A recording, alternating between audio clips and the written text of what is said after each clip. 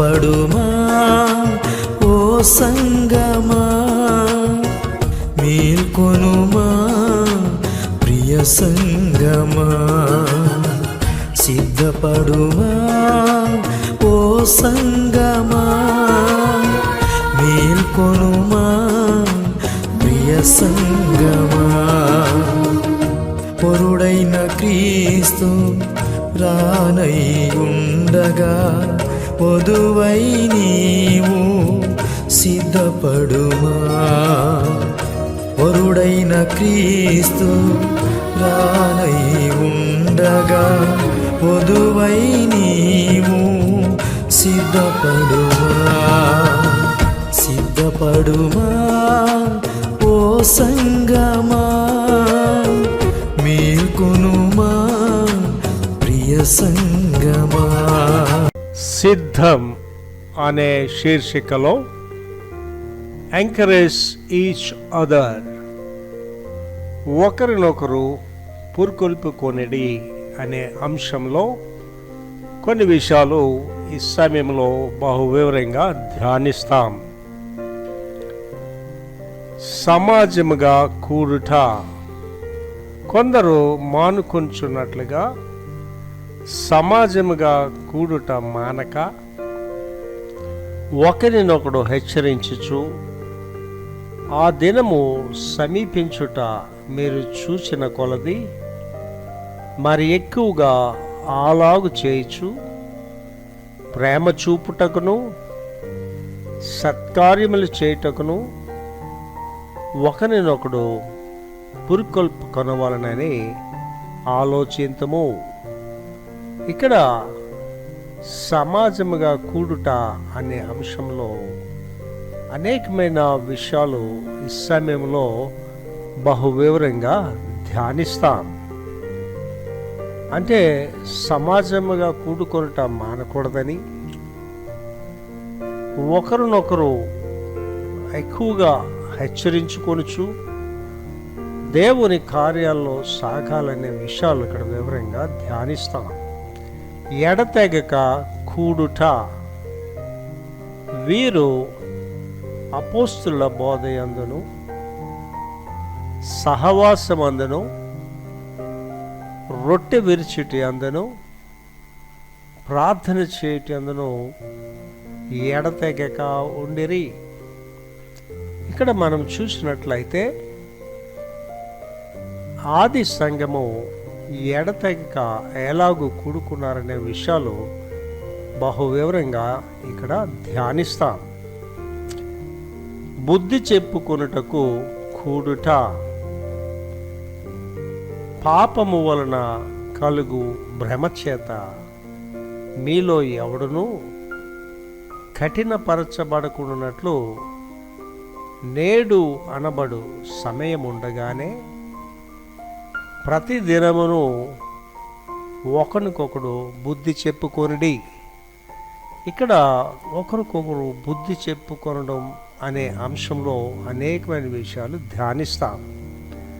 దేవునితో సహవాసము, ఏలయనగా ఇద్దరు ముగ్గురు నా నామమున ఎక్కడ కూడి ఉందురో అక్కడ నేను వారి మధ్య ఉందినని చెప్పాను. ఇక్కడ సహవాసంలో దేవుని యొక్క సన్నిధి ఉంటుందనే విషయాలు బహువివరంగా ధ్యానిస్తాం. దేవుని దృష్టిలో మంచివారిగా, ప్రియులారా, వీటి కొరకు మీరు కనిపెట్టువారు గనుక శాంతము గలవారై ఆయన దృష్టికి నిష్కలంకులుగాను నిందారహితులుగాను కనబడినట్లు జాగ్రత్తగా ఉండి. ఇక్కడ దేవుని దృష్టిలో మంచివారిగా ఉన్నట్టనే విషయాలు వివరంగా ధ్యానిస్తాం.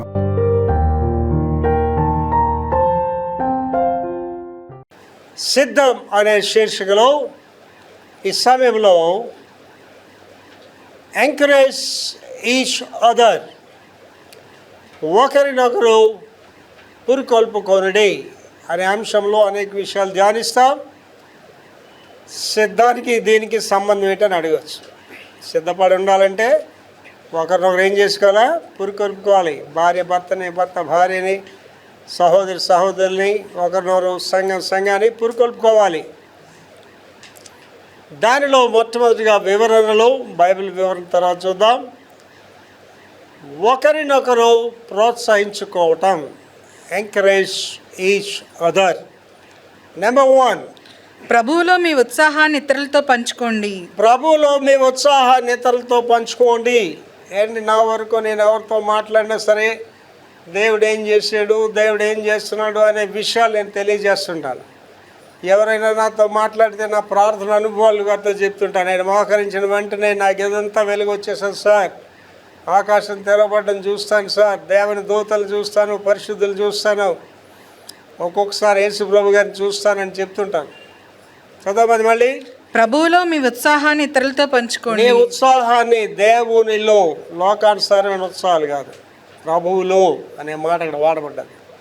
దేవుడు నీకు ఏదైనా మేలు చేస్తే దాన్ని ఇతరులు చెప్పండి. దేవుడు నా కుటుంబంలో మేలు చేశాడు, దేవుడు నన్ను ప్రార్థనలో బలపరుస్తున్నాడు, దేవుడు ఈ అద్భుత కార్యం నా ఇంట్లో చేశాడు, దేవుడు అద్భుత కార్యం నా జీవితంలో చేసినని పంచుకోవాలి ఇతరులతో.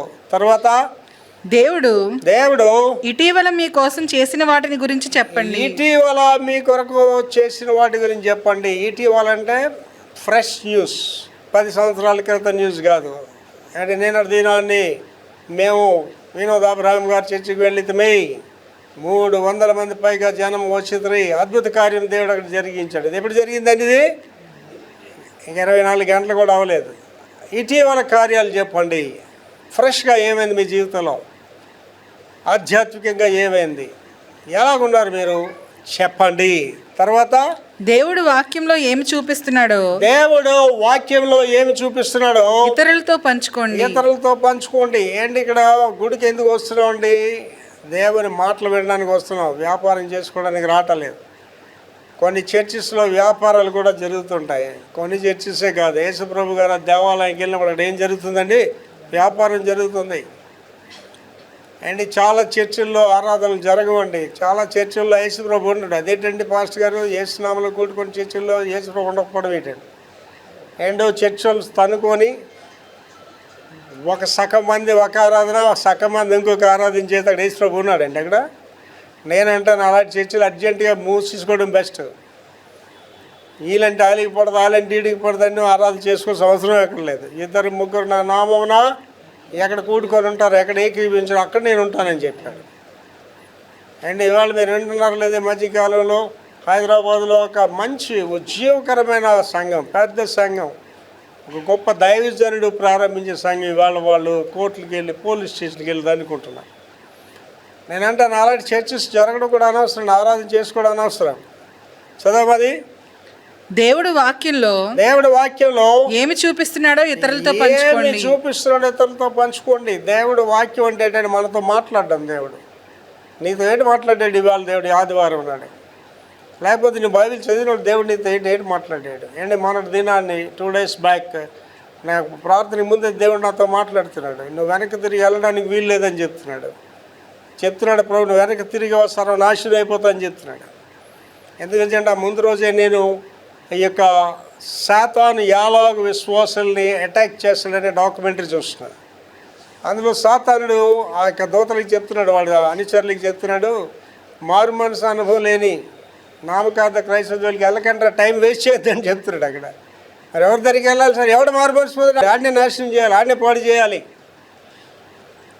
దేవుడు నాతో చెప్తున్నాడు, నువ్వు వెనక్కి వెళ్ళని వీల్లేదు, నువ్వు ముందుకే వెళ్ళాలి. మళ్ళీ దేవుడు చెప్తున్నాడు, వెనక్కి తిరిగేవంటే నాశనం అయిపోతావు. కారణం ఏంటంటే సాతానుడు దండిగా నా చుట్టూ కాసుకొని ఉన్నాడు. ఎలాగున్నాడు అటండి వాడు? గర్జించు సింహం వలె ఎవరిని మింగిదిరా అని తిరుగులాడుతున్నాడట. అండి మనకి పడుకోవడానికి టైం ఉంటుంది, రెస్ట్ తీసుకోవడానికి టైం ఉంటుంది, భోజనానికి, వాడికి అన్నీ ఏమి లేవు. వాడికి ఏంటంటే 24 గంటలు 24 hours మినిస్ట్రీ చేస్తున్నాడు. ఎందుకు చేస్తున్నాడు అంటే వాడి టైం దగ్గరికి వచ్చేసి తెలిసిపోయింది వాడికి. ఇవాళ మనకే తెలియదు మన టైం దగ్గరికి వస్తుందని. పడుకుంటున్నాం హ్యాపీగా, దైవ భయం లేదు, దైవ వాక్యం ధ్యానించు, అనవసరమైన గొడవలు, అనవసరమైన వాటికి ప్రయాణాలు చేస్తున్నాం, ప్రయాసపడుతున్నాం. తర్వాత ఇతరులు ప్రభువులో ఎదుగుతున్న మార్గాలను ఇతరులు ప్రభుతో ఎరుగుతున్న మార్గాలను సూచించండి. అండ్ ఇవాళ నా జీవితంలో ఈ డాక్యుమెంట్ చూస్తాను చెప్తుంది కదండి, యాంగి చౌ గారి ప్రసంగాలు మనం వరుసగా వినాలి. ఆయన సేవ అనుభవాలు, ఆయన పరలోక రాజ్య అనుభవాలు అన్నీ జాగ్రత్తగా విన్నాను. ఇతరులు మనం చూసి నేర్చుకోవాలి. మళ్ళీ చదువుతారు అదే మాట, ఇతరులు ప్రభువులో ఎదుగుతున్న మార్గాలను సూచించండి. ఆ మార్గాలను చూసి మనం నేర్చుకోవాలి. అంటే నేను మీకు ఏం చెప్తున్నానండి, నేను ఏకజాలు లేస్తున్నాను, మీరు ఏకజాలు ప్రార్థన చేయండి అని చెప్తున్నాను. నేను ప్రార్థన చేయకపోతే మీకు చెప్పలేను. ఓ తల్లిగా నువ్వు చెప్పగలుగుతున్నావా? అండి వాళ్ళు ఎంత సేవకుడు అంటే మా తల్లి వల్ల అయ్యాను నేను. మా తల్లి నాకు నేర్పించింది. 4 గంటలు లేచి ప్రార్థన చేస్తున్నాను ఎవరి వల్ల? మా తల్లి వల్ల నేర్చుకున్నాను, మా తల్లి దగ్గర నేర్చుకున్నాను. అది తల్లిగా నువ్వు నీ బిడ్డలకి ఏమి నేర్పిస్తున్నావు? భక్తి మార్గాలు నేర్పిస్తున్నావా? చాలా ఇంపార్టెంట్ థింగ్ అండి అది. చదువుతలేదు. ఇతరులు ప్రభువులో ఎదుగుతున్న మార్గాలను సూచించండి. ఆ ప్రభువులో ఎదుగుతున్న మార్గాలు సూచించాలి. మా అమ్మ నా చిన్నప్పుడు గొప్ప గొప్ప విశ్వాసాల కథలు చెప్తుండేది. మా అమ్మ సాధు సుందర్ సింగ్ గారు అంత పెద్ద భక్తుడైన తర్వాత ఆయన పుస్తకంలో రాశాడు, మా అమ్మ వల్లే నేను సాధువునయ్యాను అంటాడు. చిన్నప్పటి నుంచి ఆవిడికి ఆ కథలు చెప్పిందట ఆవిడ. అంటే సామ్యూయల్ బాబు ఎంత పాస్ట్ ఎలాగేడండి, వాడు చిన్నప్పటి నుంచే వాడికి మనసులో పెట్టాది. వాడు 4వ క్లాస్లో ఉంటుండగానే ప్రసంగం చేశాడు. మంచి ప్రసంగం ఇంగ్లీష్లో చేస్తాడని తెలుగులో తర్జుమా చేశాడు. ఆ ప్రసంగం నాకు ఇప్పటికీ జ్ఞాపకం ఉంది, వాడు ఏం చెప్పాడని. మనం మీ కార్లో వెళ్తున్నాం, రాయన్ బాబు నేను నా మనవరాలు వెళ్ళేటప్పుడు నా మనవని అడిగాను, రాయనా you want to preach like your dad and me అంటే, ఆబ్వియస్లీ తాతయ్య ఐ హ్యావ్ టు ప్రీచ్ అంటున్నాడు. నువ్వు మీ నాన్నలాగా నాలాగా ప్రసంగాలు చేస్తే వేస్తాతే తప్పకుండా నేను చేయాలి కదా అంటున్నాడండి. చాలా బాగా మంచిగా చెప్తాడండి. నా మనవరాలు అయితే ఇంకా తను చెప్పాలనుకుని చాలా స్పష్టంగా మంచి ఇంగ్లీష్ మాట్లాడతారు వాళ్ళిద్దరు. కనుక ఏంటంటే మనం ఏం చేయాలని చెప్తున్నాడండి అక్కడ, ఇతరులు ప్రభువులో ఎదుగుతున్న మార్గాలను సూచించండి. యేసు ప్రభువులో ఎదుగుతున్న మార్గాలు మనం సూచించాలి. తర్వాత బర్నబాస్ ఇతరులకు సేవ చేయాలనే మొగ్గు కారణంగా, బర్నబాస్ అనేవాడు ఇతరులకు సేవ చేయాలనే మొగ్గు అంటే ఆశ కారణంగా అతనికి ప్రోత్సాహపు కుమారుడు అని పేరు పెట్టారు. ఏం పేరు ఇచ్చారండి? ఇతరులకి ప్రోత్సాహ కుమారుడు అని చెప్పారు. అండ్ ఆండ్రూస్ అనే ఒకడు ఉంటాడు. ఆండ్రూస్ ఎవరండి? పేతురు గారు బ్రదర్ ఆంద్రేయ. ఆంద్రేయ ఎంత గొప్పవాడంటే పేతురు అనే గొప్ప వ్యక్తిని ప్రభు దగ్గరికి నడిపించాడు. పేతురు రాలేదు ముందే, ఆంద్రేయ ముందు వచ్చాడు. ఆంద్రేయ చెప్పాడు, అరే బ్రదర్ రారా, ఆయన చాలా గొప్ప దేవుడు రారా అంటే అక్కడికి వచ్చాడు. దాన్ని మేము ఏమంటామంటే ఆండ్రూస్ మినిస్ట్రీ అంటాం. ఇతరులని దేవుళ్ళకి నడిపించడం ఆండ్రూస్ పరిచర్య. చదవదు మళ్ళీ. బర్నబాస్ ఇతరులకు సేవ చేయాలనే మొగ్గు కారణంగా అతనికి ప్రోత్సాహపు కుమారుడు అని పేరు పెట్టారు. ఏంటంటే ప్రోత్సాహపరచడం, ఇతరులని ప్రోత్సాహపరచాలి. సేవలో, ప్రార్థనలో, దేవునిలో ప్రోత్సాహపరచాలి. చిరునవ్వుతో ప్రోత్సహించండి. ప్రోత్సాహపరిచేటట్టు బాగా ప్రార్థన చేసేది, బాగా బయలు చదువుకండి. అలాగే కాదు, ఎలాగంటే చిరునవ్వుతో అమ్మా బాగున్నారని. బాగానండి. కొంతమంది చూడండి ఆ ముఖం చూసి ఆనందం తగిన ముఖంలాగా. మీకు అలాంటి పాస్టర్లు తెలుసో తెలియదు, నాకు తెలుసు కొంత. ఆయన నవ్వడం ఇంట్లో నవ్వకూడదటండి.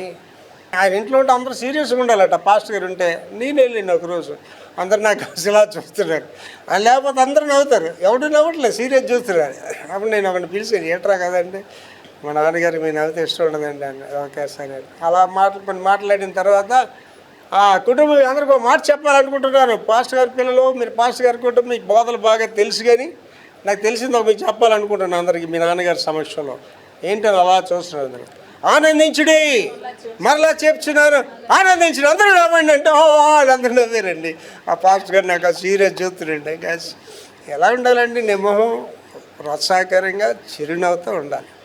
చూడండి, ఇప్పుడు ఎడ్యుకేటర్స్ ఉంటారు, ఎయిర్ హాస్టల్స్ ఉంటారు, లేకపోతే ఎక్కడైనా ఇమిగ్రేషన్ దగ్గర అందరూ ఎలాటాలు పెడతారండి. ఎయిర్ హాస్టల్స్ నవ్వుతూ మాట్లాడాలి. ఆడి కోపం వచ్చినా సరే నవ్వుతూనే మాట్లాడుతుంటా. మీ విశ్వాసంలో స్థిరంగా ఉండండి. విశ్వాసంలో స్థిరంగా ఉండండి. ఊరుకోండి పాస్ గారు, మాకు విశ్వాసం లేదు. విశ్వాసం లేదు, మీ స్థిరంగా ఉండడం ఏంటంటారా? విశ్వాసం అంటే ఏంటండి? నిరీక్షింపబడి వాటి యొక్క నిజ స్వరూపము అదృశ్యమైనది ఉన్నవాళ్ళకి రుజువులైనది. ఎక్కడుంది మీ విశ్వాసం? Where is your faith? అండి వీళ్ళు ఎంతమంది విశ్వాసం కలిగి ఉన్నారండి? దేవుడు ఇస్తాడు, దేవుడు చేస్తాడని ఎంతమంది నమ్ముతున్నారండి? ఆ డాక్టర్ దగ్గర పరిగెడతాం, అది విశ్వాసం. అది అప్లోడ్ దగ్గర పరిగెడతాం, అది విశ్వాసం. దేవుడు ఇస్తే ఇస్తాడు, లేకపోతే లేదని కూర్చుంటారా? కెరీతు గారు ఉన్నాడండి, ఏలియా గారు అని విశ్వాస పరీక్ష. ఎక్కడ ఫాస్ట్ ఫుడ్ స్టాల్స్ లేవు, ఎవడో భోజనం పెట్టడానికి. దేని మీద బ్రతకాలైనా కూడా విశ్వాసం మీదే బ్రతకాలి. ఆ విశ్వాసం ఉంటేనే కాకులు తీసుకొస్తాయి. విశ్వాసం లేదా కాకి నెట్టెత్తుకొని మారిపోద్ది అంతే, మళ్ళీ కాకి కనిపించదు కదా. కనుక విశ్వాసం అనేది ఎలాగ ఉండాలా? స్థిరంగా ఉండండి. స్థిరంగా. నేను ఒక మాట కలుగుతాను దానికి, కదలని వారుగా ఉండండి. అంటే నా జీవితంలో అనేకమైన పోరాటాలు, అనేకమైన గాయాలు, అనేకమైన కష్టాలు, అనేకమైన బాధలు, అనేకమైన నష్టాలు, అన్నిట్లో నేను స్థిరంగానే ఉన్నాను, ఎక్కడ సొలసిపోలేదు.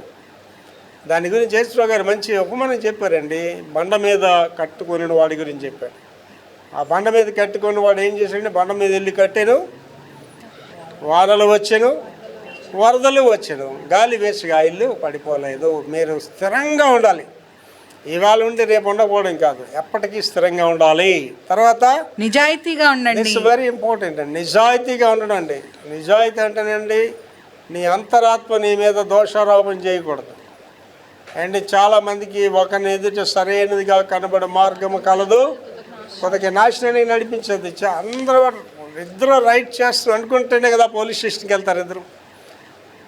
ఇద్దరు రైట్ అనుకుంటేనే కదా కోర్టుకి వెళ్తారు. ఒకటి తప్పని తెలిస్తే తప్పు అయిపోయింది సరే అంటే అయిపోయింది కదా, గొడవ లేదు అక్కడ. అంటే ప్రతి మనిషి వాడికి వాడు రైట్ అనుకుంటాడు. ఏంటమ్మా చదవది? నిజాయితీగా ఉండండి. నిజాయితీగా ఉండండి. ఇతరులను ఆశించకండి, ఇతరులు కీడు చేయకండి. ఎవరి స్థానంలో వాళ్ళు ఉండాలండి అంతే. భార్య స్థానంలో భార్య ఉండాలి, భర్త స్థానంలో భర్త. నిజాయితీ అంటే భార్యలు భర్తలకు నిజాయితీగా ఉండాలి, భర్తలు భార్యలకి నిజాయితీగా ఉండాలి, బిడ్డలు తల్లిదండ్రులకి నిజాయితీగా ఉండాలి, తల్లిదండ్రులు బిడ్డలకి నిజాయితీ. Sincerity is very important. మనిషిని పైకి తీసుకొచ్చే 4 స్టెప్స్ అండి. ఒకటి ఏంటంటే సిన్సియారిటీ, నిజాయితీగా ఉండడం. 2 అకౌంటబిలిటీ, లెక్క అప్పగించడం. 3 పంక్చువాలిటీ, సమయాన్ని పాటిస్తాం. 4 పబ్లిసిటీ. 4 ఎవడు పాటిస్తాడో వాడు పైకి వచ్చేస్తాడు. ఆ 4 నేను దండిగా పాటిస్తానండి. నేను పైకి రావడానికి కారణాలు అవి. నువ్వు నిజాయితీగా లేకుండా ఎవడికి చెప్తాడు నీ మాటలు, ఎవడు వింటాడండి? అంటే నేను ఎక్కడికి వెళ్ళినా బోధ ఖండితంగా చెప్తాను, ఎందుకంటే నిజాయితీగా ఉండను కాబట్టి చెప్తాను.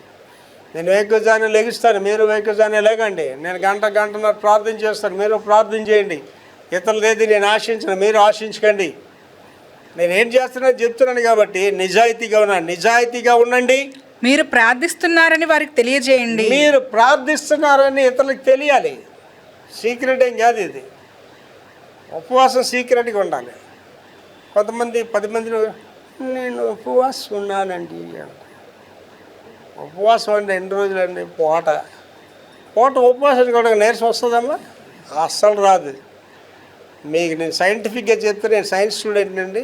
40 రోజులు మీరు ఏం తినకపోయినా బతికే ఉంటారు, చచ్చిపోరు. కారణం ఏంటంటే ఈ శరీరంలో 40 రోజులకి సరిపడిన నీరు, కొలెస్ట్రాల్స్ అన్నీ ఉంటాయి ఇందులో. కానీ ఒక పూట భోజనం ఉపవాసం అనగానే నేను ఉపవాసం ఉన్నానండి పాస్టర్ గారు, ఒక పూటకే. నేను ఉపవాసం ఉన్నట్టు అవతలకి కూడా తెలియకూడదు. కానీ మీరు ప్రార్థిస్తున్నారని అవతలకి తెలియాలి, లేకపోతే అడుగు ప్రార్థన చేయడు. దీనికి బెస్ట్ ఎగ్జాంపుల్ ఏంటి తెలుసండి? యేసు ప్రభు గారు ఎవరంటే మానవ రూపంలో ఉన్న దేవుడు కదా. ఆయన ప్రార్థన చేయాల్సిన అవసరం ఉందా? ఆయనకి అవసరమే లేదు. కానీ ఎందుకు ప్రార్థన చేశాడండి? ప్రార్థన చేయడమే కాదు, మీరు శోధనలో పడుకున్నట్లు మెలకువగా ఉండి ప్రార్థన చేయండి అని. ఆయన ప్రార్థన చేసి చెమట రక్త బిందువులు కారునంతగా ప్రార్థన చేసి మరలా వచ్చి తిరిగి చూడగంటే ఆయన ఏం చేస్తున్నాడంటే ప్రార్థన చేస్తాడు. ఇంకా చదవండి ఆయనవన్నీ కూడా. పెందల కడని ఆయన లేచి ప్రార్థనకు వాడుకు చొప్పున ఒలీవల కొండలకు వెళ్ళి చూడే నువ్వు అంటాడు. అంటే ఏంటండి, ఆయన ప్రార్థన చేస్తున్నారని ఇతరులకి తెలియాలి, లేకపోతే వీళ్ళు పడుకుని పోతారు. యేసుప్రభు గారు ప్రార్థన చేయని చెప్పలేదు కదా అని వీళ్ళు పడుకుని పోతారు. నేను ప్రార్థన చేస్తున్నాను కాబట్టి మీరు కూడా ప్రార్థన చేయండి అని చెప్తున్నాను. మీకు ఒకటి చెప్తున్నానండి, ఎవడు పాటిస్తాడో వాళ్ళే చెప్పగలడండి. ఇంగ్లీష్లో చక్కని సేయింగ్ ఉంటుంది ఏంటంటే, ప్రీచ్ వాట్ యు ప్రాక్టీస్. నువ్వేది అనుసరిస్తున్నావో అదే ఇతరులకి చెప్పు. తర్వాత చురుకైన చర్చికి వెళ్ళే వ్యక్తిగా ఉండండి. చురుకైన చర్చ్ అంటేనే చురకలు పెట్టే చర్చ్ కాదు.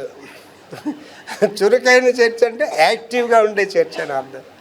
అంటే యాక్టివ్గా ఉండడం అంటే ఏంటండి, వాక్యంలోని, ప్రార్థనలోని, విశ్వాసంలోని. అందరూ ఆది సంఘంకి ఏం రాయబడింది, వారు రొట్టె విరిచిటి అందును, ప్రార్థనలు అందును, సహవాసములందు ఎడతెగక ఉండిరి. చురుకైన సంఘం అంటది. చురుకైన సంఘం కానిదంటే ఏంటి, ఆదివారం తర్వాత మళ్ళా తలుపులు ఆదివారమే తెరవబడును. ఆ పాస్టర్ గారు వస్తే గుడి అయినట్టుగా, లేకపోతే గుడి లేనట్టుగా. సెలవు ఆ రోజు గుడికి. ఉన్నాయో లేవు అలాంటి గుళ్ళు. చురుకైన సంఘాలు కాదు. అమెరికా దేశంలో నేను న్యూయార్క్ పట్టణంలో ఉన్నానండి. న్యూయార్క్ పట్టణం 2 భాగాలుగా ఉంటుంది, rich people and poor people. Schenectady అనే ప్లేస్లో నేను న్యూయార్క్లో అదొక భాగం. ఓ దొరగారు ఇంట్లో ఉన్నా, నేను దొరగారు. నాకు ఉదయం 4 గంటలు లేచిపోయి అలవాటు కదా. 4 లేచి ప్రార్థన అయిపోయిన తర్వాత బాల్కనీలో కూర్చొని అలా చూస్తే ఎదురుగా పెద్ద చర్చ్, ఆకాశంలో ఉన్నది అనమాట చర్చ్.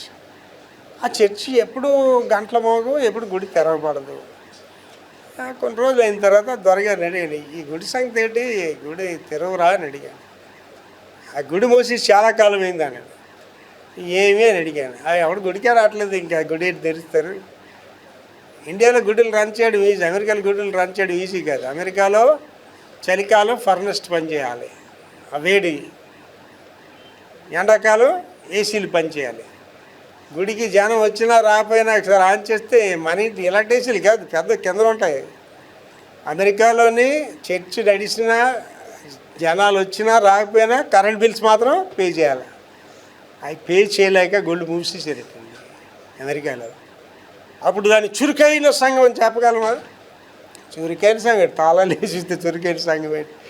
అమెరికాలో చర్చిలు చూస్తే మతిపోతుందండి. ఒక్కో చర్చు 100 కోట్లు, 50 కోట్లు, కోట్ల మీద ఉంటాయి ఒక చర్చిలు. ఎంత శృంగారంగా ఉంటాయి ఆ చర్చిలు చూస్తే. అయితే బిల్డింగ్స్ కాదు ఇక్కడ. ఏమంటున్నాడండి, చురుకైన సంఘం అంటే తెల్లవాళ్ళకి ఆరాధన అవుతుందండి. అమెరికాలోని చర్చ్ చిన్నదైనా సరే ఏసీ ఉంటుంది, మంచి సౌండ్స్ ఉంటాయి, మంచి లైటింగ్ సిస్టమ్ ఉంటుంది, మంచి క్వైర్ ఉంటుంది, బాగుంటుంది. చక్కగా పాటలు పాడుతున్నారటండి. తెల్లవాళ్ళు చర్చ్ అనమాట.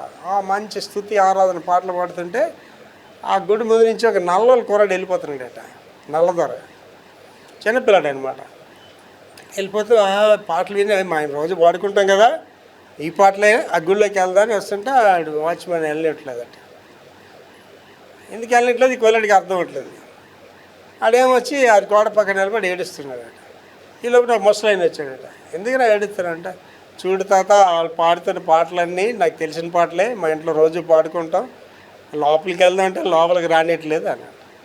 ఆడ తాతగారు అన్నారట, ఎవరా పాటలన్నీ నా గురించే పాడుతున్నారా, నన్నే రానిలేదా, లోపలికి నిన్నెట్ రాణిస్తారా అన్నాడట. ఎవరా తాతగారు? యేసుప్రభునే రానివ్వలేదు అక్కడికి, ఇంకా ఈయన రాణిస్తారండి ఏంటి? కొట్లాట్లు ఆడుకొని ఒక చర్చి 2 ఆరాధనలు చేస్తుంటే అక్కడ దేవుడు ఉంటాడా? అక్కడ దేవుడు లేని ఆరాధనలు చేస్తున్నారు. చదవం అదే మాట, చురుకైన చర్చికి వెళ్ళే వ్యక్తిగా ఉండండి. చురుకైన చర్చ్ అంటే అదేనమాట. అంటే నిన్ను గద్దించే సంఘం, నీకు బోధ చేసే, బాధ కలిగే బోధ చేసే కాపరి. బెత్తం వాడని తండ్రి కుమారునికి విరోధి, గద్దించని పాస్టర్ సంఘానికి విరోధి. చురుకైన సంఘం అంటే అది. ప్రార్థనలో, వాక్యంలో, విశ్వాసంలో చురుకుగా ఉండే సంఘానికి వెళ్ళండి. తర్వాత యేసు విశ్వాసం ద్వారా అంతర్గత వృత్తాన్ని ప్రోత్సహించారు. అంటే ఇన్నర్ సర్కిల్, అంతర్గత అంటే యేసు ప్రభు గారి విశ్వాసం ద్వారా ముందు ఎవరిని ఏర్పాటు చేసుకున్నాడండి? 12 మందిని అపోస్తలులుగా ఏర్పాటు చేసుకున్నాడు. 12 మంది శిష్యులు కాదు. యేసు ప్రభు గారి శిష్యులు అంటే ఎంతమంది? 12 మంది అని చెప్తారు. కాదండి, శిష్యులలో 12 మందిని పిలిచి ఆయన అపోస్తలు. ఎవరండి వాళ్ళు? Inner circle. అండ్ ప్రతి మనిషికి ఇన్నర్ సర్కిల్ ఉంటారు. నాకు ఇన్నర్ సర్కిల్ ఉంటారు. మీరందరూ నాకు ఇష్టలే, కానీ నాకు మహా ఇష్టలైన వరకు కొంతమంది ఉంటారు. అండ్ యేసు ప్రభు గారి గురించి ఆ మాట అలాగ ఉండొచ్చా? బైబిల్ ప్రకారం యేసు ప్రభు గురించి రాయబడ్డది అన్నమాట. యేసు బహుగా ప్రేమించిన మరియ మార్తలు అంటే, ఆ మరియ మార్తలు యేసు ప్రభు గారు బహుగా ప్రేమించారు. అలాగే యోహాను గురించి రాసినప్పుడు ఏం చెప్తారండి? యేసు రొమ్మును ఆనుకొని ఉన్న శిష్యుడు అంటాడు. అండ్ ఇవాళ నా జీవితంలో చాలామంది నాతో వచ్చారు, చాలామంది వెళ్ళిపోయారు, కానీ నన్ను అంటి పెట్టుకొని ఉండేవాళ్ళు కొంతమంది ఉంటారు. వాళ్ళు ఎవరండి? Inner circle. వారిని నేను ఎంతగానో ప్రేమిస్తాను, వాళ్ళ గురించి ఏమైనా నేను చేస్తాను. Inner circle. నేను అమెరికా వెళ్ళాను అనుకోండి, అమెరికా దేశంలో జీనో అని ఒక దొరగారు ఉన్నాడు. నేను వెళ్ళగానే వచ్చేస్తాడు నా దగ్గరికి. వాడు పనులన్నీ మానేసుకుంటాడు, నాతోటే ఉంటాడు, నాతోటే ప్రయాణాలు చేస్తాడు వాడు. నేనైతేనండి ఒకసారి అమెరికా ఉత్తరదేశం కిందకి వెళ్ళిపోయాం, మేము ఫ్లోరిడాకి వెళ్ళిపోయాం వాడు నేను కలిసి. 3 రోజులు ప్రయాణం చేసి కార్లో వెళ్ళిపోయాం. వాడికి సరదా ఎందుకంటే నేను డ్రైవ్ చేస్తాను, ఆడు డ్రైవ్ చేస్తాను, నేను డ్రైవ్ చేస్తాను, ఆడు డ్రైవ్ చేస్తాను. ఇన్నర్ సర్కిల్ మీరు అది గమనించుకోవాలండి. ఒక మనిషిని కోల్పోవడం చాలా సులువు, మనిషిని సంపాదించుకోవడం చాలా కష్టం. చాలామంది అంటే వాళ్ళ అహంకారం వల్ల, బుద్ధిహీనత వల్ల మనుషులు కోల్పోతారు. నాతో కష్టం ఏంటంటే నేను ఒకసారి మీరు నన్ను కోల్పోతే మళ్ళీ నేను పొందలేరు మీరు నన్ను. అంటే మీ మీద నాకు ద్వేషమే ఉండదు, మీ మీద కోపం ఉండదు, ద్వేషమే ఉండదు. కానీ ఇలాంటి పనికి మళ్ళీ నా ఎంతకాలం ప్రేమించాను, ఇలాంటి పనికి మళ్ళీ దాన్ని ఎంతకాలం ప్రేమించాను అనుకుంటాను అంతే. మొదటి ఆరాధనలో దాని గురించి అలాంటి వాళ్ళని ఎలా ఎంచమన్నాడమ్మా? అన్యుడిగాను సొంకరిగాను ఎంచమన్నాడు. ఎవడైతే నీ మీద తిరగబడ్డాడు, ఎవడైతే నేను అర్థం చేసుకోలేదో వాళ్ళు ఎలా ఎంచమన్నాడండి వాక్యంలో? అన్యుడిగా ఎంచమన్నాడు. వాళ్ళు ఎవడో తెలియనట్టుగానే. నాకు ఎదురవుతారు అలాంటి లేదు, పలకరిస్తాను, ప్రేమ ఉంటాను, కానీ వాళ్ళు ఎవడో నాకు తెలియదు అన్నట్టుగానే ఉంటాను. Should be very careful.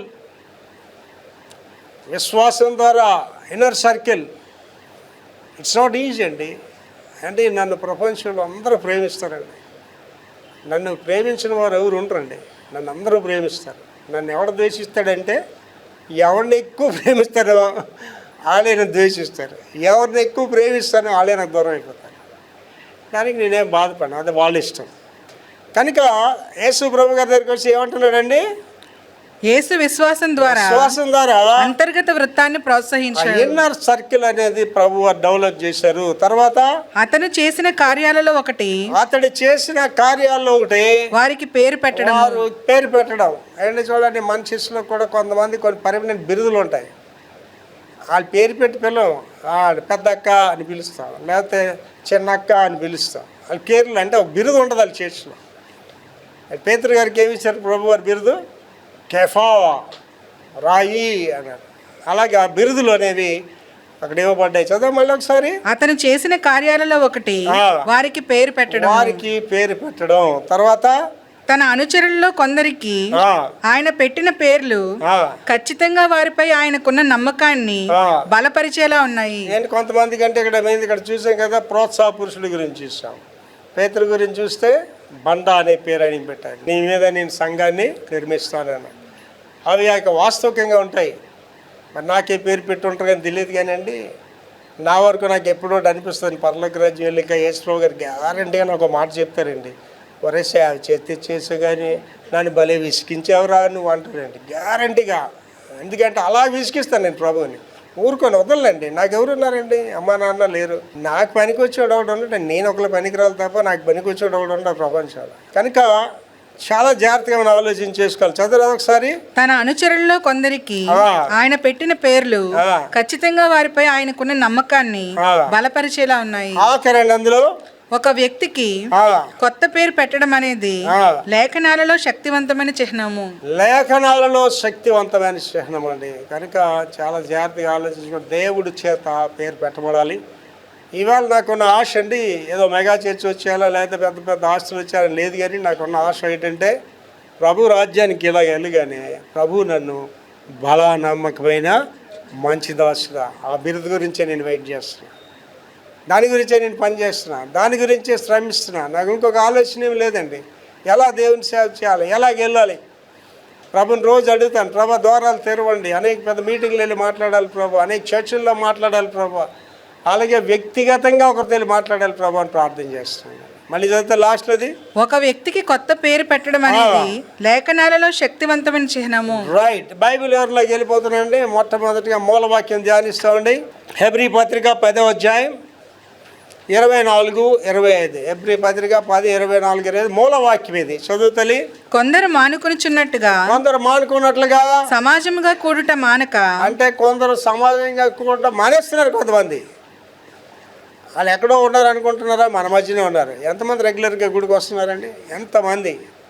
కోపం వచ్చిందా గుడికి రావడం మానేస్తారు అంతే. వాళ్ళకి ఇష్టంగా లేదా గుడికి రావడం మానేస్తారు. వాళ్ళకి మంచి మాటలు లేవా గుడికి రావడం మానేస్తారు.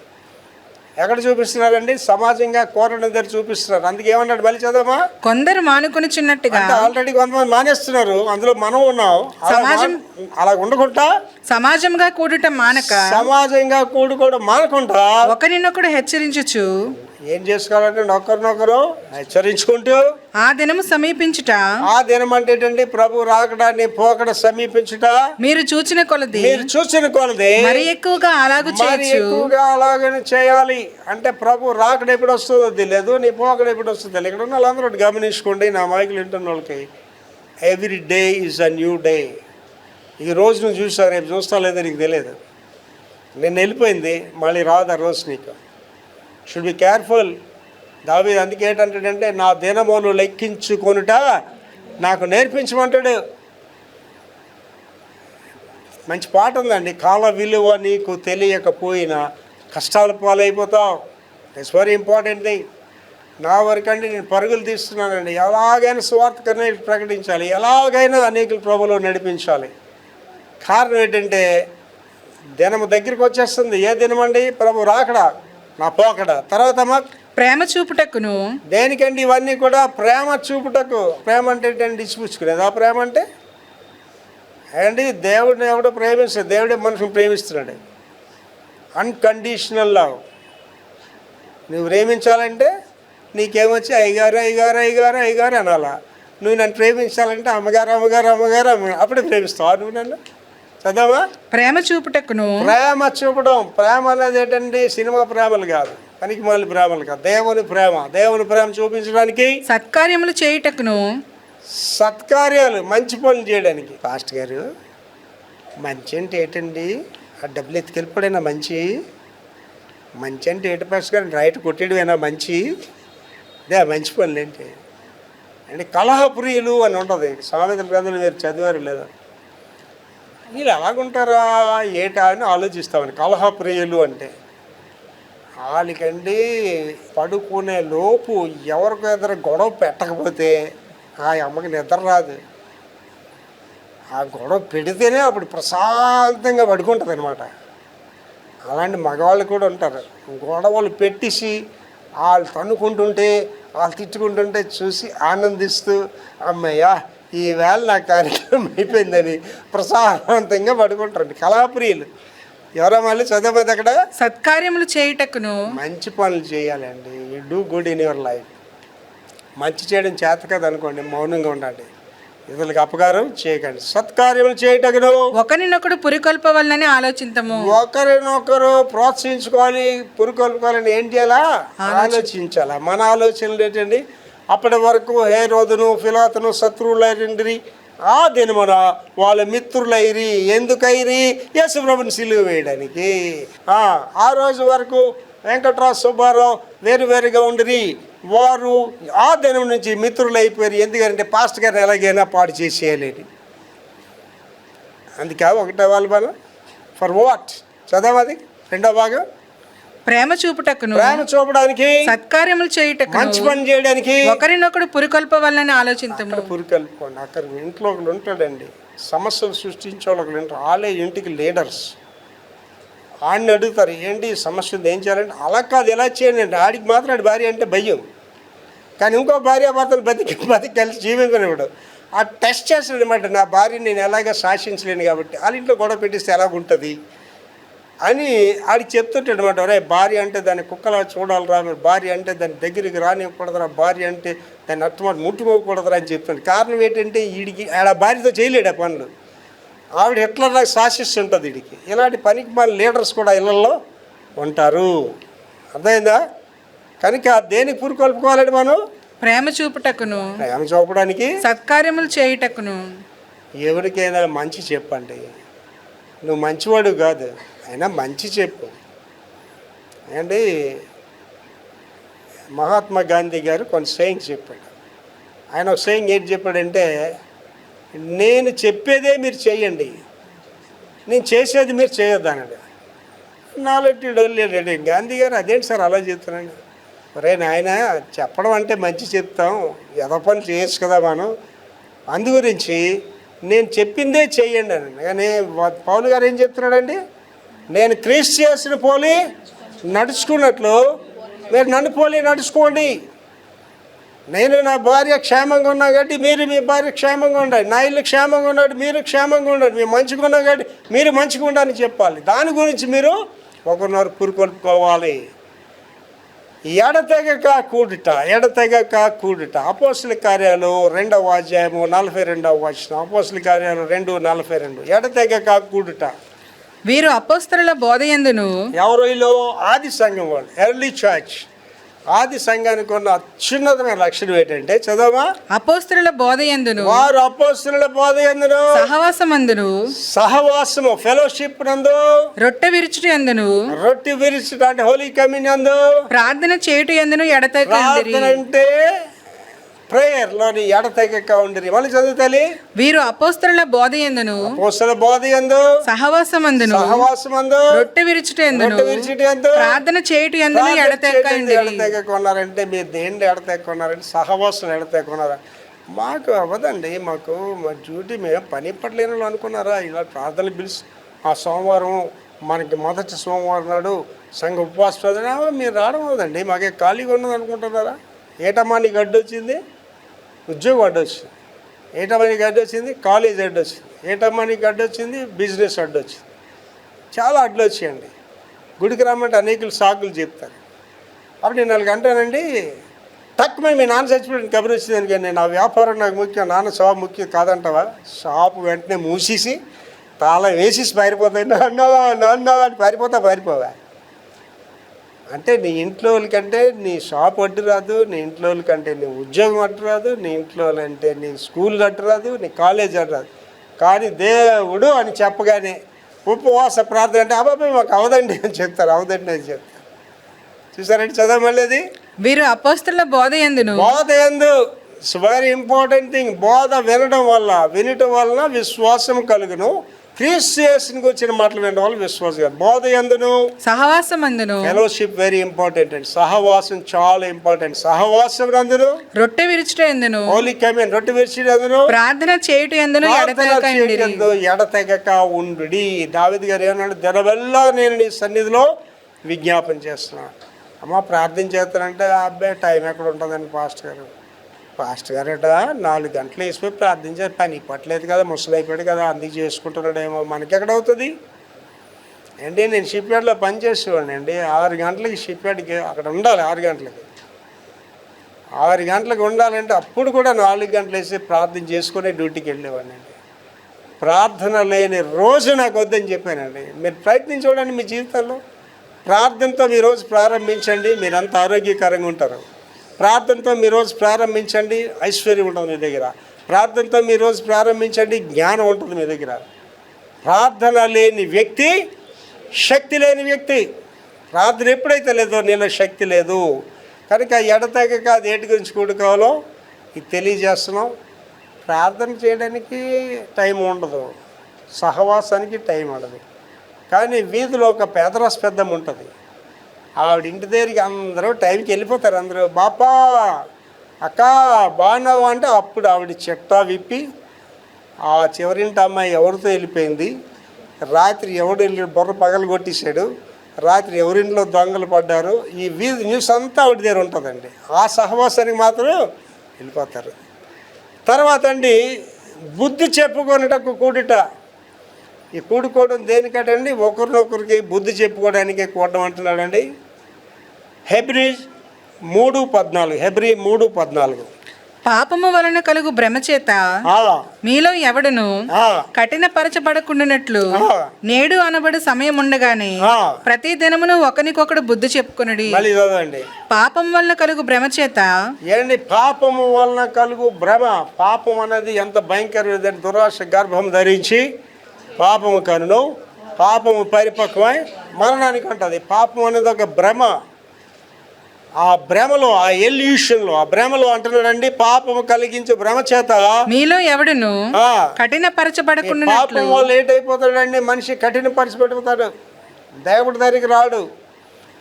పాపం అనేది ఎప్పుడు వస్తుంది? నువ్వు దేవుడికి దూరంగా వెళ్ళినప్పుడు వచ్చేది పాపం. ఆదామాలికి పాపం ఎప్పుడు సంక్రమించి దేవుడికి దూరంగా వెళ్ళిన తర్వాత వచ్చింది. అక్కడ తర్వాత ఏంటి వస్తుంది? వాళ్ళకి కఠినతనం వచ్చింది. ఏం కఠినతనం? దేవుడి దగ్గరికి వెళ్ళే పరిస్థితి లేదు వాడికి. చాలామందికి దేవుని సన్నిధికి దేవుడికి దూరంగా వెళ్ళిపోయి కఠినలు ఎందుకు వెళ్తారు? ఇదే కారణం, పాపం వల్ల, భ్రమ వల్ల. తర్వాత నేడు అనబడి సమయం ఉండగానే, ఇంకా ఈ రోజు ఒకటి ఉన్నదని నీకు ఉండగానే, ప్రతి దినమును ఒకనికొకడు బుద్ధి చెప్పుకొనుడి. మాటకి అర్థం తెలుసండి. నేడు అనబడి సమయం ఉండగానే అంటే అర్థం రేపు నీది కాదు, రేపు నీది కాదండి, రేపు ఉంటావో లేదో తెలియదు నువ్వు. కనుక ఈ రోజు ఉన్నావు కాబట్టి ఒకరినొకడు ఏం చేసుకోమంటున్నాడండి? బుద్ధి చెప్పుకొనుడి. బుద్ధి చెప్పుకోండి. బుద్ధి చెప్పడం అంటే అంత ఈజీ అండి? ఆడికి బుద్ధి చెప్పాలంటే ముందు నీకు బుద్ధి ఉండాలి కదా. ఆడికి ప్రార్థన చేయమని చెప్పాలి, నువ్వు ప్రార్థన చేయాలి కదా. ఆడికి బైబిల్ చదవమని చెప్పాలి, నువ్వు బైబిల్ చదవాలి కదా. ఆడి గుడికి రమ్మని చెప్పాలంటే నువ్వు గుడికి రావాలి కదా. నీలో లేకుండా అవసరాడికి నువ్వు చెప్పలేవు. కనుక నువ్వు బుద్ధిగా ఉండాలి, ఇంకోటి బుద్ధి చెప్పాలి. తర్వాత అండి దేవునితో సహవాసం. ఈ ఏకదం డైరెక్ట్గా మీ ఫెలోషిప్ దేవుడితోటే ఈ సహవాసం. మత్తయి సువార్త 18:20. మత్తయి సువార్త 18:20 చదువురా. ఏలియనగా ఎలాగంటే, ఇద్దరు ముగ్గురు నా నామమున ఎక్కడ కూడి ఉందిరో, ఎక్కడ కూడి ఉంటారో అక్కడ నేను వారి మధ్యన ఉందినని చెప్పాను. నేను వారి మధ్యన ఉంటాను. ఇద్దరు ముగ్గురు అన్నారండి, ఒకడం లేదు ఇక్కడ. ఇద్దరు అంటే భార్యాభర్తలు. పిల్లలు పుట్టారా లేదా, పుడతారా లేదా తర్వాత వస్తుంది, కానీ ఇద్దరు ఉన్నారు గ్యారంటీకి అక్కడ.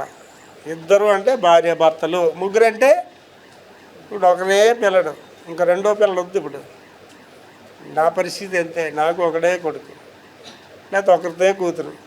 రెండో వాళ్ళు వద్దనేస్తున్నారు. కారణం ఏంటంటే వాళ్ళు చదివించగలవా లేదా, వాళ్ళకన్నీ సమకూర్చగలవా లేదా. ఈ పరిస్థితి ఎప్పుడండి? యేసుప్రభు గారు 2024 సంవత్సరాల క్రితమే చెప్పారు. ఈ రోజు వస్తాను అప్పుడు తెలియదు. అప్పుడు పిల్లలు ఎంతమంది తెలుసండి? 15 మంది, 12. మా అమ్మ 12వది. మా అమ్మ వాళ్ళ ఇంట్లో 12వదండి. మా ఇంట్లోనైతే 5. మా ఇంటికి వచ్చేసి మా నాన్నగారు టైం వచ్చేసరికి చిన్న కుటుంబం అంటే 5 అనమాట. 5 తర్వాత ఎక్కడికి వెళ్ళిందండి? 3కి వెళ్ళింది. ఆ 3 ఇప్పుడు ఎక్కడికి వచ్చిందండి? అసలు పిల్లలే వద్దనుకున్న భార్యాభర్తలు కూడా ఉన్నారు. అసలు ఎందుకండి వాళ్ళతో గోళ, మనకి బడికి తీసుకెళ్ళాలి, అన్నీ చేయాలి, అసలు పిల్లలే వద్దండి. మనం ఇక్కడ ఎవరిలో ఇలాగ గ్రీన్గా హీరో హీరోయిన్లాగా ఉండిపోదాం అనుకున్న భార్యాభర్తలు కూడా ఉన్నారు. పిల్లలకి అనుకుంటున్నారు, అలాంటి వాళ్ళు లేరని అనుకోకండి. లాస్ట్ అండి, దేవుని దృష్టిలో మంచివారిగా. ఎవడి దృష్టికి మంచివాడు కదండి. ఇప్పుడు నేను తెగించి మీలో చెడ్డవారు ఎవరు చేయొత్తానంటే ఎవరైనా ఎత్తుతారా? ఎవరైనా ఎత్తుతారండి? నేను స్కూల్కి కరస్పాండెంట్గా చేశాను. ఆ పిల్లలందరూ అరే మీరు చెడ్డ చేయొత్తంటే అది చెయ్యి అత్తడికి ఎత్తుగా 2 చేతులు వెనక్కి పెట్టేసుకుంటాడు. ఎవడైనా లాగి చేయి ఎత్తేస్తాడేమో అని. ఎవడైనా నేను చెడ్డోడని చెప్పుకుంటారా? ఎవడైనా చెప్తాడని ఎవడు చెప్పడం. Everybody is good.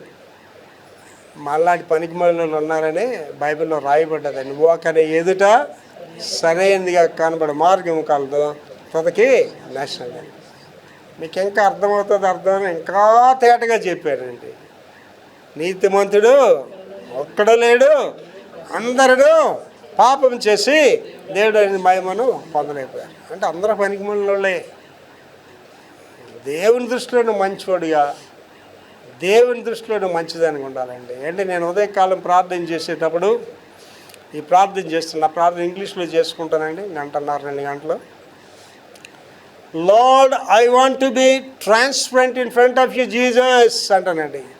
అంటే ప్రభువా నీ దృష్టి ఎదుట నేను స్పష్టంగా కనిపించాలి, నా జీవితం అంతా నీకు స్పష్టంగా కనిపించాలి ప్రభువా. At the same time I want to be transparent to the people. ప్రజలకు కూడా నేను స్పష్టంగా కనిపించాలి. వెనక ఒకటి ముందు ఒకటి చెప్పడం అంటే నాకు చేతకాంతి ఇష్టం లేదండి. పిలిచి చెప్తాను మీకు అంతే. నాకు ఒకరు సమీపంగా ఉండాలంటే వాళ్ళు దేవుళ్ళు ఉండాలి, నాకు ఒకరు సమీపంగా ఉండాలంటే వాళ్ళు మంచిగాళ్ళు ఉండాలి, అంతే. చాలా జాగ్రత్త. దేవుని దృష్టిలో మంచివాళ్ళుగా ఉండాలండి. నీకు నువ్వు మంచిదని అయిపోయి నీకు నువ్వు మంచివాడికి ఒకటికి కావాలండి. హిట్లర్ ఎవడండి? 2వ ప్రపంచ యుద్ధానికి నాయకుడు. 9 లక్షల మంది యూదులు చంపించాడు. ఆడి దృష్టికి మంచివాడేవాడు. నెపోలియన్ 1వ ప్రపంచ యుద్ధానికి నాయకుడు. వాడి దృష్టిలో వాడే మంచివాడే. వాడు అరాచకమైన కార్యాలు చేశాడు. ఇవాళ భారతదేశంలో ఉన్న వాళ్ళు ఎవరండి? లీడర్స్ ఎవరండి? కిరాతకులు. ఇవాళ వాళ్ళ దృష్టి వాడు మంచివాళ్ళే. సంఘాలు పగలు కొట్టేస్తుంటే, క్రైస్తవులు చంపేస్తుంటే ఆడి దృష్టి వాడు మంచివాడిగానే ఉన్నాడు. ఆడికి ఓట్లేసి గెలిపిస్తున్నారు వాడిని. ఎవడ దుర్మార్గుడు వాడినే గెలిపిస్తున్నారు వాళ్ళ ప్రజలు. దేవుని దృష్టికి మంచివాడిగా ఉండాలి తప్ప మనుషుల దృష్టికి కాదండి. అంటే నాకు 71 సంవత్సరాలు నెవర్ ఇన్ మై లైఫ్, నా జీవితం మొత్తంలో నేను మనుషుల దగ్గర మంచిగా ఉండడానికి ఎప్పుడు ప్రయత్నించలేదు, మనుషులు సంతోషపెట్టడానికి ప్రయత్నించను కూడా. నన్ను మీరు వచ్చి మంచోడని చెప్పేసి నేను మంచోడిని అయిపోయాను, నన్ను మీరు వచ్చి చెడ్డోడని చెప్పేసి చెడ్డోడిని అయిపోయాను. అలా మీరు కూడా ఎవరైనా నువ్వు మంచిదని కాదంటే ఏం కంగారు పడిపోకండి.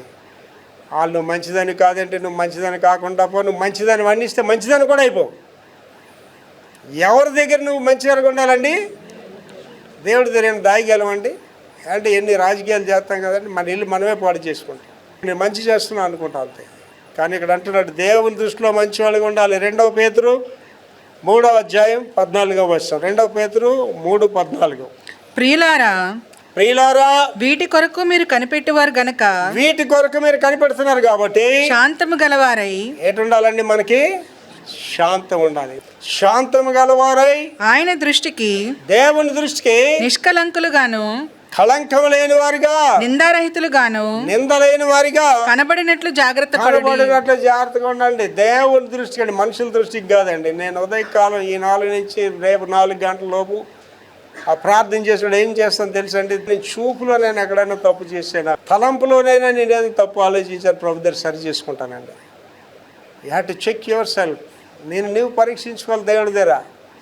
ఏమండి, దేవుడి దగ్గరికి వెళ్ళినంతసేపు మనం చాలా మంచివాళ్ళగా కనిపిస్తామండి. ద గ్రేట్ స్కాలర్ యోబు గారు, మహానుభావుడు, జ్ఞాని ఆయన ఒకరోజు దేవుడికి ఎన్కౌంటర్ అయిపోయాడు. దేవుడు ఎదురుగా వెళ్ళిపోయాడు. ఏమంటున్నాడండి అక్కడ? దేవా, నా జ్ఞానమునకు మించిన విషయములు నేను మాట్లాడితే నిన్ను చూసిన తోడనే చచ్చిన వంటి వాడనైపోయాను, బూడిదలో నా మూతను పెట్టుకున్నాను అంటాడండి. దేవుడిలో లేనప్పుడే నీకు అనవసరమైన పౌరుషాలు, దేవుడిలో లేనప్పుడే నీకు అనవసరమైన కోపాలు, దేవుడిలో లేనప్పుడే అనవసరమైన వైరాలు. అండ్ దేవుడిలో ఉంటే అండి, స్టెఫన్ రాళ్ళతో కొడుతుంటే ఎవడని శపించాడండి, ఎవడని తిడుతున్నాడండి. స్టెఫన్ రాళ్ళని భరిస్తున్నాడండి. అండి, మన యాంగిచోయ్ గారు తన మెసేజ్లో ఒక సాక్ష్యం చెప్పాడండి. వాళ్ళ చర్చిలో ఒక పాస్ట్ గారు ప్రభు రాజ్యానికి వెళ్ళేటట్టు చనిపోయి అక్కడ స్టెఫన్ ఎదురయ్యేటండి. స్టెఫన్ ఎదురైతే ఆ స్టెఫన్ ఒళ్ళంతా మెరుస్తుందటండి. ఏంటంటే రాళ్ళతో కొట్టబడిన గాయాలన్నీ మెరుస్తున్నాయటండి.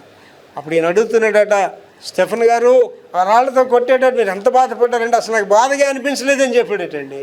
నువ్వు దేవుళ్ళో ఉంటే ఇతరులని తృణీకరిస్తాననే బాధ నీకు ఉండదండి. నువ్వు దేవుళ్ళో ఉంటే నన్ను లెక్క చేయట్లేదనే బాధ నీకు ఉండదండి. నువ్వు దేవుళ్ళో లేనప్పుడే ప్రతి మాటకి నేనే ఊరుకోను అంటారు కొంతమంది మాటలు. నేను ఊరుకోనండి అండి. ఊరుకోకపోతే ఎవడికి నష్టం అమ్మా? ఊరుకోకపోతే నువ్వే నష్టపోతావు, నువ్వే పాడైపోతావు. నీకు మొట్టమొదటిగా వచ్చే రోగం ఏంటంటే ఊరుకోవడానికి బీపీ, బ్లడ్ ప్రెషర్ అనేది సమస్త రోగములకు పునాది. ఆ తర్వాత అన్ని రోగములు రైలు బండిలాగా, రైలు బోగిల్లాగా ఒకదాని వెంబట ఒకటి వచ్చును. ఈ రోగాలన్నిటికంటే భయంకరమైన రోగం ఏంటండి? మాయ రోగం. మాయ రోగం ఎలాగుంటుంది పాస్టర్ గారు అంటారా? దెయ్యాల వల్ల రోగాలు వస్తాయి రావండి? వస్తాయి. మోగమైన చెవిటి దెయ్యం ఆయన వదిలి వెళ్ళిపోవడం అంటే ఆడికి దేనివల్ల వచ్చింది? దెయ్యం వల్ల వచ్చింది మోగతనం, చెవిటితనం. దెయ్యాల వల్ల రోగాలు వచ్చిన వాళ్ళు ఎలాగ మీకు తెలుస్తుంది అంటే, వాళ్ళకి డాక్టర్ దగ్గర తీసుకెళ్ళి మెడికల్ టెస్టులు చేయించండి. ఆ మెడికల్ టెస్టులు అన్నింటిలో అన్నీ పాజిటివ్, వెరీ గుడ్. రోగం చూస్తే ఇటు వదలదు. ఏం రోగం అండి అది? మాయ రోగం. అదే దెయ్యాల వల్ల వచ్చేది. ఈ దెయ్యాల వాళ్ళకే కోపం ఎక్కువ ఉంటుంది. దెయ్యాల వాళ్ళు ఎవరితో సఖ్యంగా ఉండలేరండి. దేవుని బిడ్డలు అందరితో సఖ్యంగా ఉంటారు. సాతాను బిడ్డలు ఎవరితోటి సఖ్యంగా ఉంటారు. ఆలోచన చేసుకోండి. మళ్ళీ చదువుతున్నదంతా. ప్రియులారా, వీటి కొరకు మీరు కనిపెట్టువారు గనక శాంతము గలవారై, ఎటుండాలమ్మా? నీకు నాకు శాంతం ఉండాలి. ఆయన దృష్టికి నిష్కలంకులుగాను, మనుషుల దృష్టికి కాదు, దేవుని దృష్టికి కళంకం లేని వాడిగా, నిందారహితగాను కనబడినట్లు, దృష్టికి నింద లేని వాడిగా కనబడినట్లు జాగ్రత్తగా ఉండండి. ప్రార్థన చేసుకుందాం కళ్ళు మూసుకోండి. మహాపురుషుడు తండ్రి యేసయ్య కృపమైన దినాన్ని మా అందరితో చాలా స్పష్టంగా మాట్లాడారు. ఒకరినొకరు పురికొల్పుకొనడం. మీరు అక్కడ సమీపంలో ఉంది, మా పోకడ ఎప్పుడో మాకు తెలియదు నాయన. ప్రభువులోనైనా మేము ఒకరినొకరు పురికొల్పుకుంటూ మీ రాకడకు సిద్ధంగా ఉండే కృప మా అందరికీ దయచేయమని యేసు పరిశుద్ధ నామములో వేడుకుంటున్నాం తండ్రి.